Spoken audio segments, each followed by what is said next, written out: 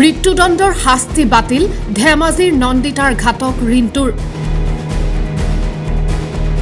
আজীৱন কাৰাবাস খাটিব লাগিব ৰিণ্টু শৰ্মাই ধেমাজিৰ নন্দিতা শইকীয়াক মনত আছেনে জনচক্ষুৰ সন্মুখত দিন দুপৰতে প্ৰেমিকৰ আক্ৰমণৰ বলি হোৱা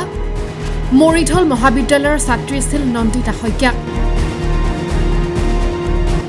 ঘটনা 2021 চনৰ 21 আগষ্টৰ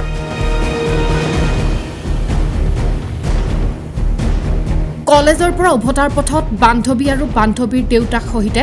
নন্দিতা শইকীয়াক আক্ৰমণ কৰিছিল মৰিধল কলেজৰে গ্ৰন্থাগাৰৰ কৰ্মচাৰী ৰিণ্টু শৰ্মাই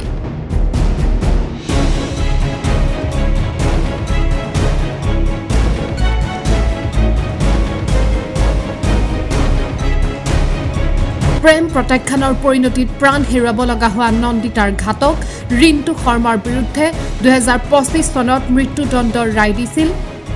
ধেমাজি জিলা সত্ৰ ন্যায়াধীশে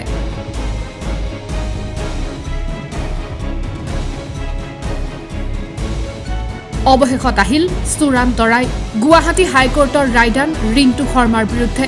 মৃত্যুদণ্ডৰ পৰিৱৰ্তে আজীৱন কাৰাদণ্ডৰ শাস্তি ন্যায়ালয়ৰ 5টা বছৰ কন্যাৰ ন্যায়ৰ বাবে বাট চাই পিতৃ মাতৃলৈ সকাহ কন্যাৰ ঘাতকে লাভ কৰিলে চূড়ান্ত শাস্তি অৱশেষত সমাপ্তি ঘটিল এটা ভয়ংকৰ অধ্যায়ৰ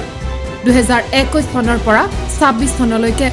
গাভৰু কন্যাৰ মৃত্যুৰ সন্তাপ সহি থকা এহাল পিতৃ মাতৃৰ বাবে ন্যায়ালয়ৰ সকাহ নিউজ ডেস্ক AssamdotCom